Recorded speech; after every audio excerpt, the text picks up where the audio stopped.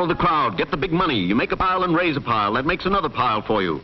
Follow the crowd. We've reached 1 million, 2 million, 5 million. Watch us grow. Going up. It's new. It's automatic. It dictates, records, seals, sterilizes, stamps, and delivers in one operation without human hand. What am I bid? What am I offered? Sold. Who's next? The people, yes. Follow the crowd to the Empire City, the Wonder City, the Windy City, the Fashion City. The people, yes. The people, perhaps.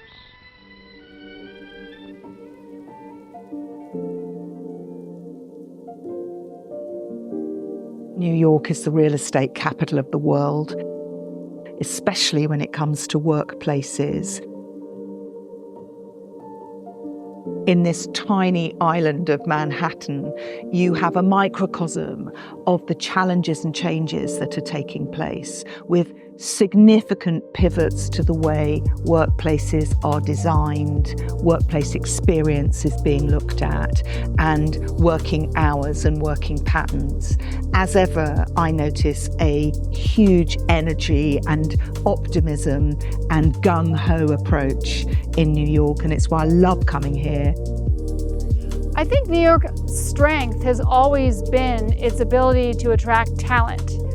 And 18 players always want to be with other 18 players. New York City is also, for many industries, whether it's fashion or finance or the legal profession, a place where if you prove yourself here, if you can make it here, you can make it anywhere. So it's often a place where the younger generation comes to cut their teeth and really make their mark. I've lived and worked in New York for over 25 years, and I've been involved in workplace transformation for over 25 years as well.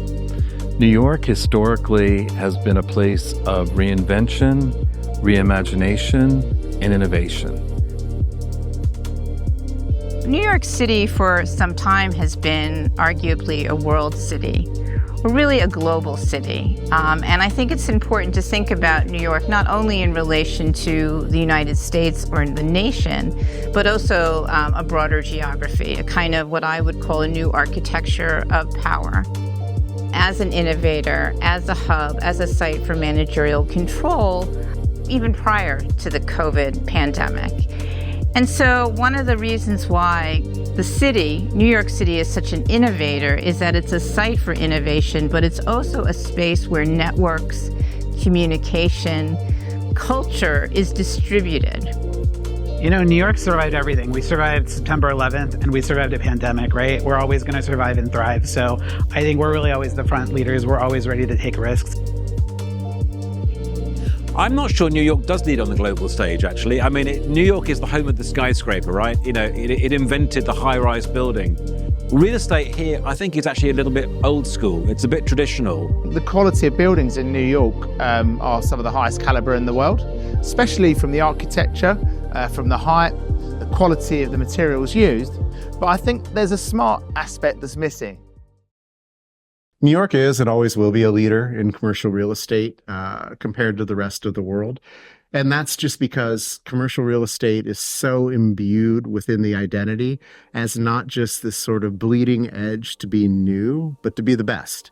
So whether it's incredible legacy properties that are 80, almost 100 years old, but that are icons of the skyline within Manhattan, to the newest, most novel, most beautiful, most high-tech and efficient construction in the world, New Yorkers are incredibly proud of how the office has stamped the identity of Manhattan and how Manhattan is ultimately code for the global office destination, the headquarters of the world.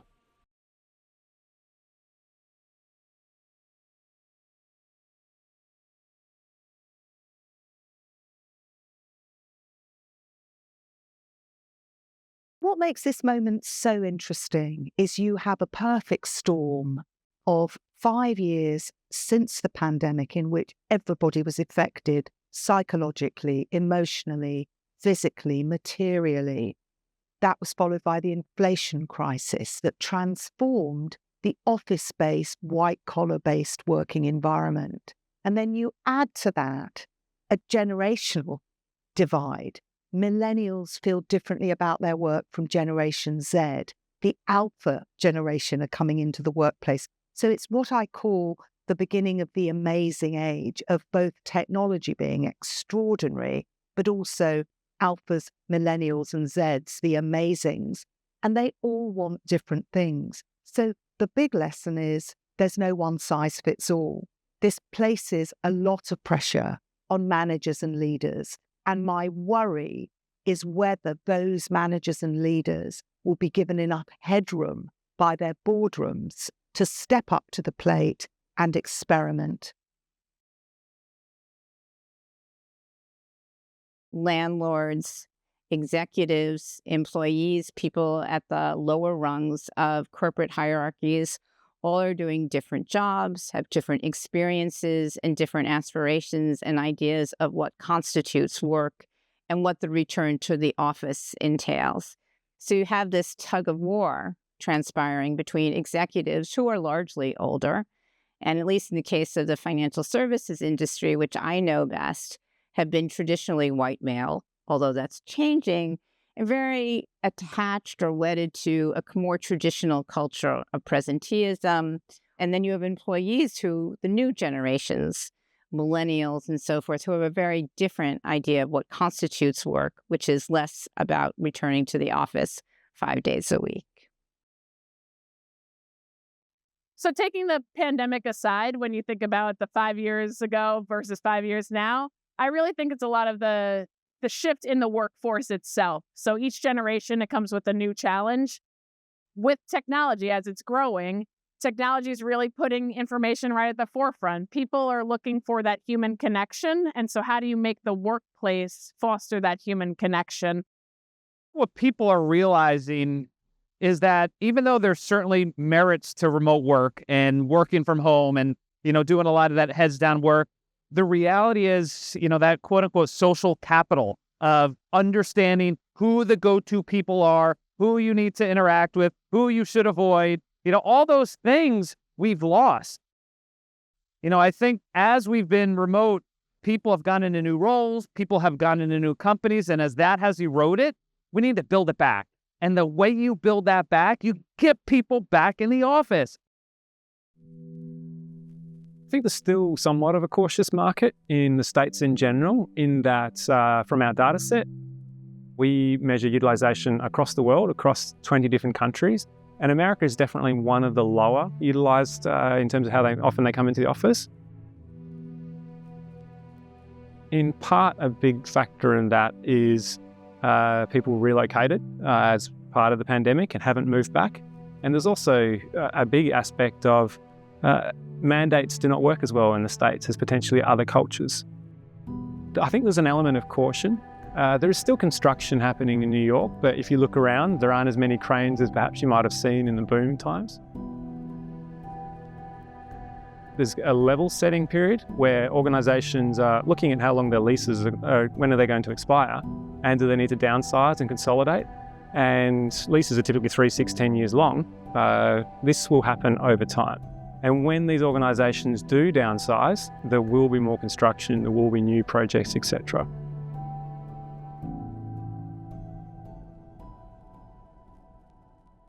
For the occupiers and for their behaviors right now, as far as their approach to office, what we're seeing is a lot of it being dictated by where the economy is and where their industries are at.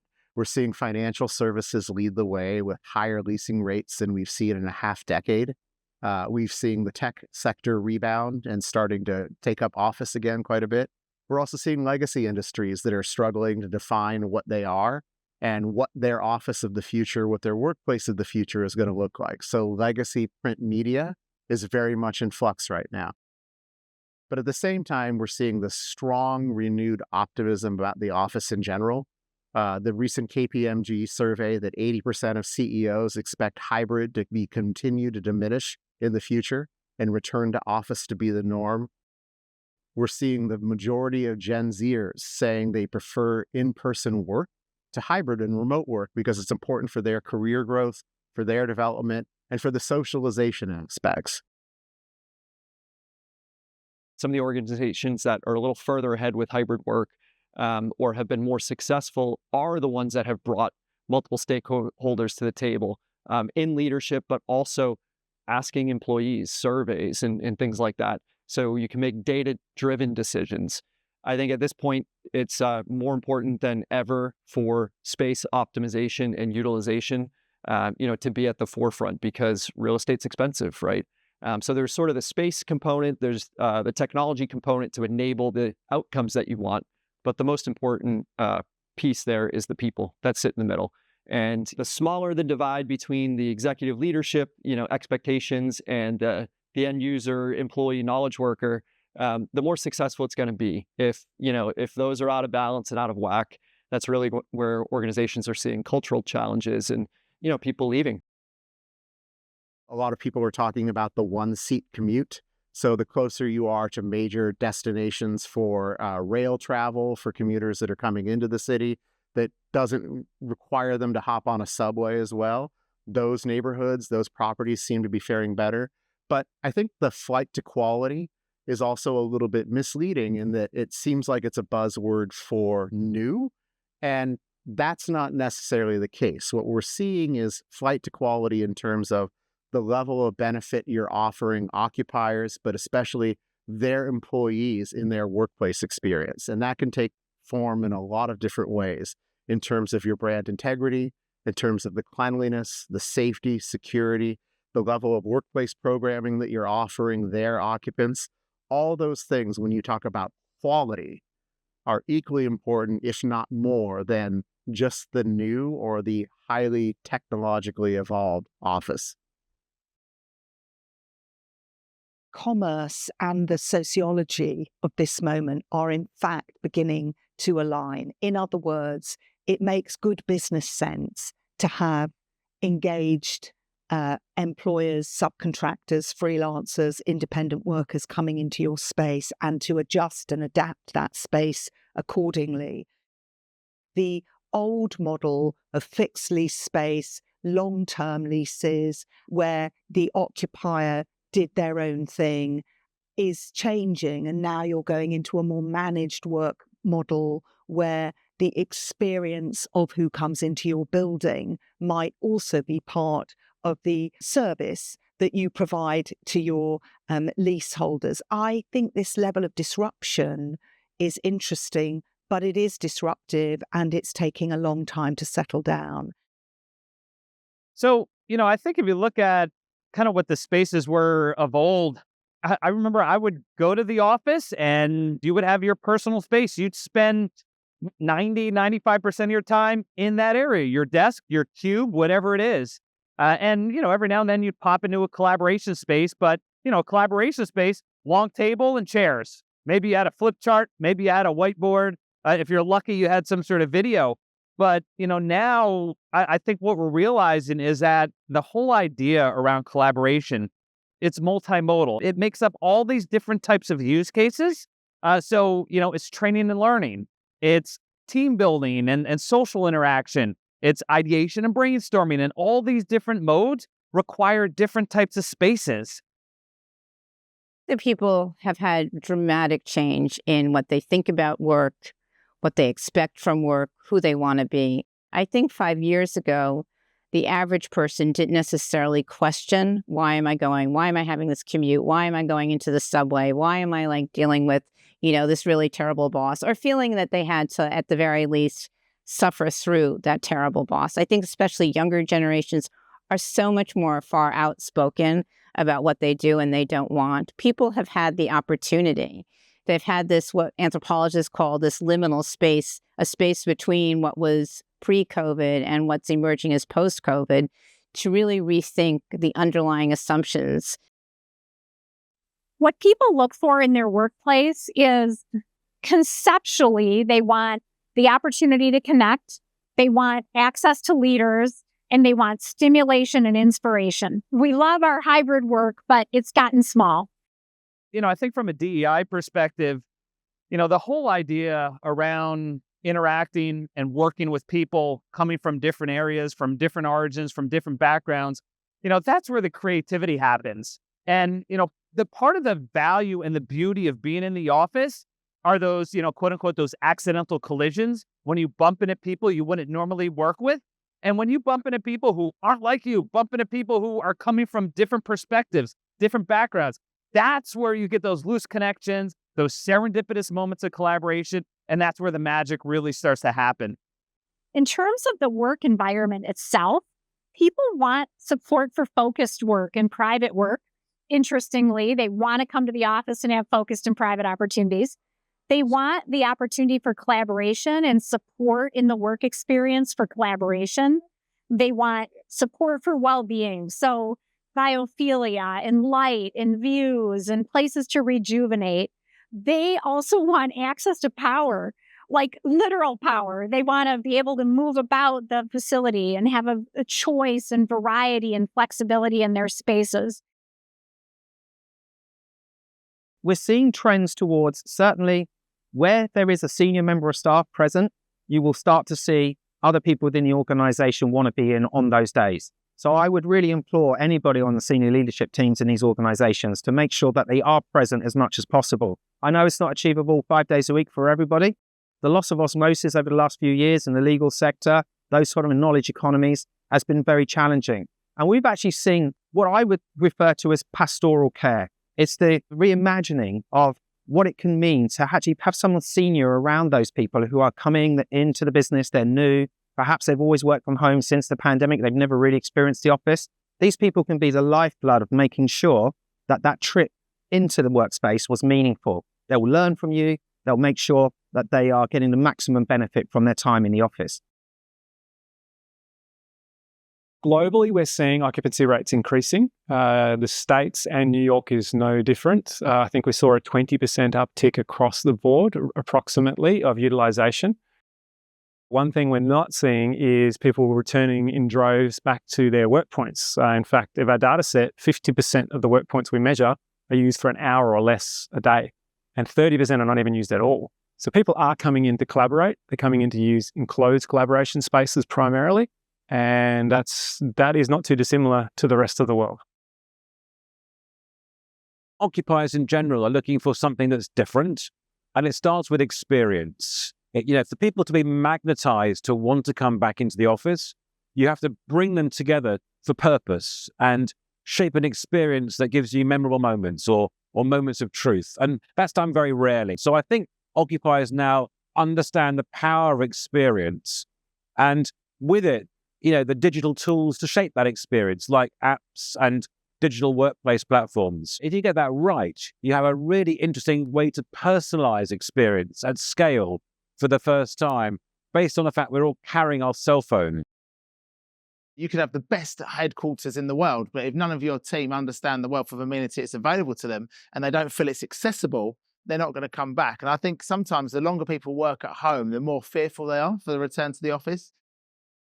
But if you have a platform that can engage with them, show them what they're missing out on, show them how they can meet colleagues and how they can learn and grow, but also have access to all the facilities, book the facilities, and have comfort that when they arrive, they know how to get street to seat and how to have access to meeting spaces, co-working spaces, all through an app in the palm of their hands. I mean, it's a no-brainer. So I think all large-scale office developments in the future will need a platform to deliver that. Individuals do not want to navigate through a deep stack of different offerings from a property so that they have one app that gives them their news updates and another one that they can use to order their food and yet another one they can use to get through the turnstiles. What they want are really simple humanistic solutions that meet them where they're at, solve their needs without being complicated, and don't do more than they need to. Everyone gets caught up with some of the bells and whistles of what they think technology may or may not solve for their members. What their members want is a seamless experience coming to work and an easy way to access the amenities of their building. The future of the workplace will be built upon technology enablement. And we've seen over the last 25 years, certainly the last 14, 15 years, it was really with the inflection year of 2007, the invention of the iPhone, for example, converging with mobile technologies, the cloud, with various advanced hardware and software technology enablement platforms. We've come to a new threshold as of 2022 with the introduction of generative AI and artificial intelligence. And so as we look to the future, having lived through 4 AI winters, and now we're in an AI spring and summer, We forecast that AI enablement and future technology enablement will make the workplace smarter, much more intelligent, much more human-centric, and will allow for greater and support greater levels of human performance across all sectors. I think the best thing about technology is that we don't know where it's going to go, right? If you said ChatGPT to me 3 years ago, I would have had no idea what you were talking about. And now it's at the tip of everyone's tongue, right? So the speed that technology is going is really exciting. And I think, again, just having that appetite to grow, to be open to new ideas, to embrace change is how we're going to best leverage technology in the future. We know that AI is going to be part of the future. AI won't take your job necessarily, but somebody using AI will. AI may not take a whole job, but it may take tasks, which is going to cause redesign and reimagination of how we structure jobs. Digital is so important in the way that we're connecting. And so while digital, we need to be careful that it doesn't distance us or distract us. We need to be intentional about using digital in ways that support people. Things like well-being solutions, things like connection solutions, things like helping people work in a smarter way in terms of where they'll work and the support they'll have for remote work. We toggle about 1,200 times a day between one application and another, knowing the boundaries of when to share and overshare on your communication channels like Slack, whether your app that you're, told by your CTO is fail-safe and isn't, is going to drive you nuts in a day. And so I think what we need to do is two things. One is we've got to keep it human in a machine age. We have to put the human experience, the real human experience, which is, oh my God, my app isn't working, at the center. And the second is we need to really disaggregate all of this complexity. We can't just keep going on about AI like it's a billboard headline. It's a lot more detail. So again, this is a moment of transition. And the one thing I'd say about New York is New York does transition and turbulence and change so well. There's no swimming against the tide when it comes to this. It comes into our life, from the moment we wake up to the moment we rest our heads on the pillow. Technology is omnipresent. We're using mobile devices for more and more social interaction digitally. And I think the workplace has started to learn that you can bridge that physical space, that physical divide and the digital divide by the use of technology. So technology is critical to the future of industry across the various themes that we're seeing as really important now in commercial real estate. So firstly, this hospitality-led, amenity-rich strategy that's really winning. Those buildings that deploy technology in addition to the rich amenities have a much better utilization of those amenities. So in that case, technology is integral to the overall experience of the building. Equally, when it comes to areas such as sustainability, the technology is critical in being able to monitor reports on carbon and as a way to mitigate some of the carbon through the analytics. Sustainability has gone from nice to have to a must have. It's table stakes, be it for code regulations, be it for legislations, be it for banks and other companies that have put out specific carbon goals. And I think in New York, that's actually made it really challenging because while there is a lot of space, not all of it is meeting the expectations, meeting the regulations, and meeting the needs of occupiers. And so there's almost a race to find that right space that is the right space to use from a sustainability and ESG standpoint. We have some new data from third-party sources and academic sources that people are selecting employers based on their approaches to the community, based on their approaches from a DEI perspective, based on their approaches in terms of sustainability. I'm not sure how high on the agenda sustainability is in New York.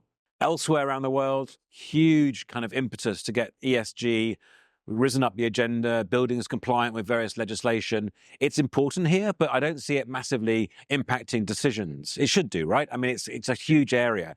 But you look at Manhattan skyline at night and everything's lit up like a Christmas tree.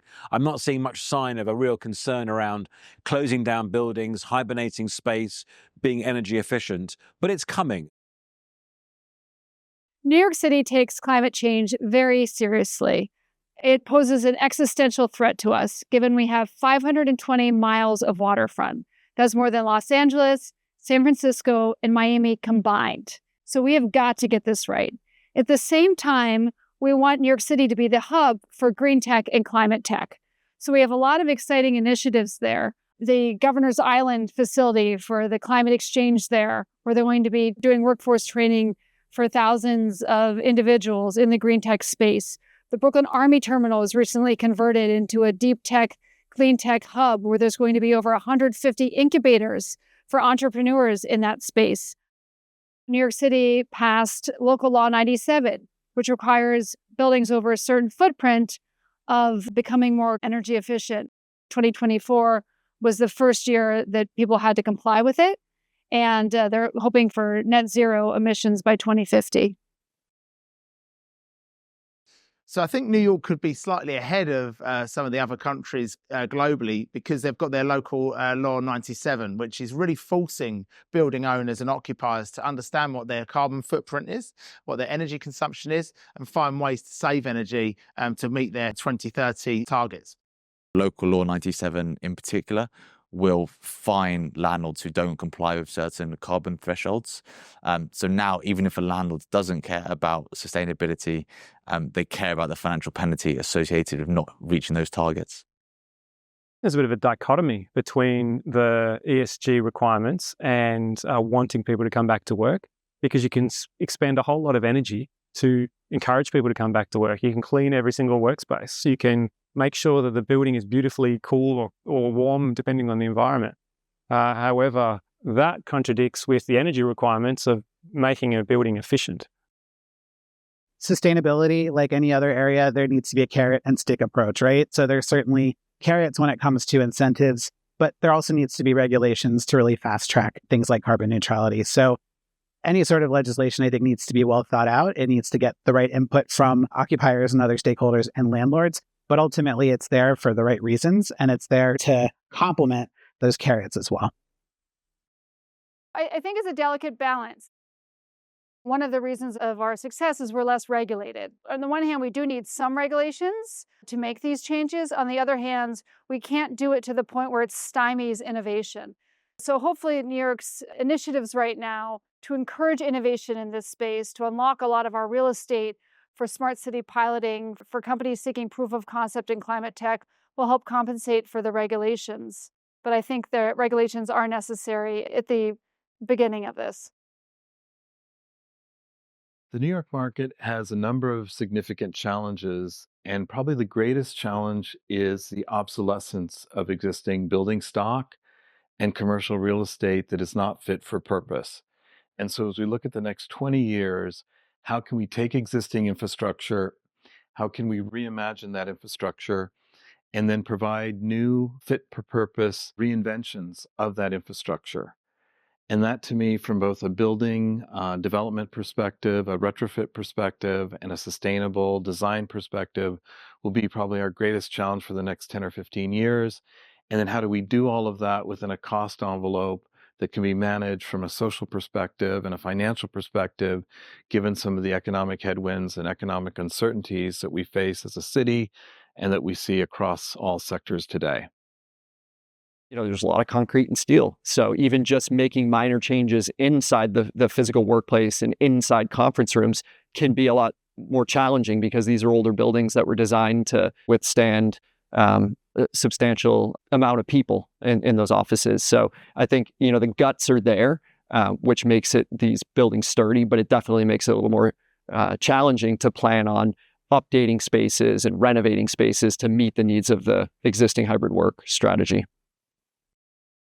Often the risk associated with doing that retrofit is too great for banks and equity investors to put the money into that retrofit. And that's a real challenge. So it really takes innovative landlords and developers to be able to build a business case for saying why it was pay off. And that may include things such as like asset class change, or just such an attractive proposition to make that asset up there with the other grade A assets that are winning in this market. Retrofitting, unfortunately, now has become more expensive than building new. And you would hate to see that in a place like New York, where there is such beautiful architecture. You want to keep the facade of the building. That's why it is so much more expensive. Honestly, I think a company's best way to do it is bit by bit. You want to start early. If you know that you have a capital timeline, you want to make sure you're starting early, and investing in the right spots. So when we look at retrofit, the challenges, of course, are there could be systems that are outdated. Perhaps they need some kind of upgrade. Could be software-based. It could be hardware-based. The problem is that it takes time. That's the great challenge. With new buildings, there's a program to deliver them. You can get the technology in early and make sure it's, achieving everything that you desire from day dot. And I do empathize with large organizations around the retrofit challenge because it does feel like it's a lot to do. But I would just implore everybody, great cities like New York, to just keep plugging away because time evaporates. Incremental changes are better than no changes. I think everyone thinks they need to do 100% of the work. And sometimes it's those incremental changes. It's also coming up with creative solutions, right? Thinking about mixed use spaces, thinking about how you partner with your landlord to use that space differently, bringing the community in a way that you never have before. So I think there's a lot that can be done as long as you think broadly beyond just this is an office space, this is the only use from 9 to 5, and that's it. One of the biggest challenges that New York is probably facing that it may not even be specific to New York. It's just people have grown so accustomed to remote work. And I know for a while during the pandemic, people were like, oh, New York is dead. It's never going to come back. The buildings are empty. And I think it's a very interesting kind of vicious cycle. If people aren't coming into the city, it means that transport infrastructure is not getting the revenue streams. It means they're not paying taxes. They're not buying lunch. They're not using dry cleaners. They're not using the bars and the restaurants after work. So the city suffers from a lack of investment and spend by high net worth individuals who stay up in Westchester and have, 4-day weekends and maybe 2 or 3 days back in the city. That's a struggle for the city. It ends up, defunding police, unable to kind of combat crime and other issues around social behavior, which makes it even worse as an experience coming back into, Penn Station and commuting up to the office.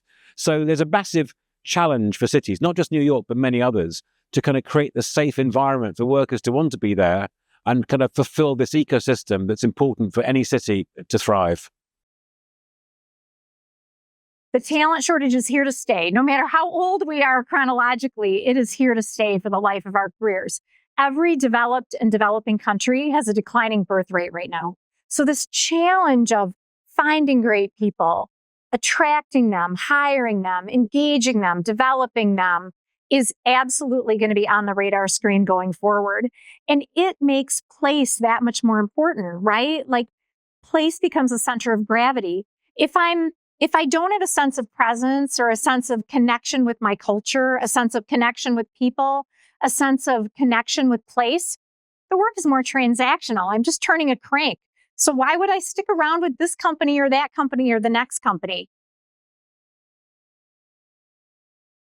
I think the biggest challenge in facing New York right now is balancing the needs of all the different constituents, from folks that are looking for affordable housing to folks that are looking for trophy class AAA headquarter buildings at the top of a floor, to someone that's running a startup and looking for the first office space in an affordable neighborhood for themselves and their 5 employees.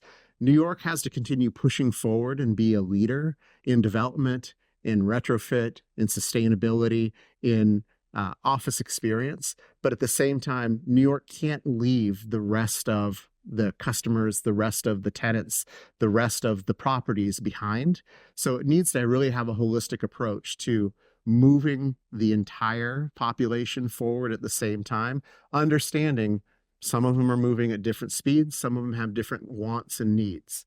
And being an accommodating, open New York, I think, is what everyone's driving for. And I remain very optimistic that's what we're building today.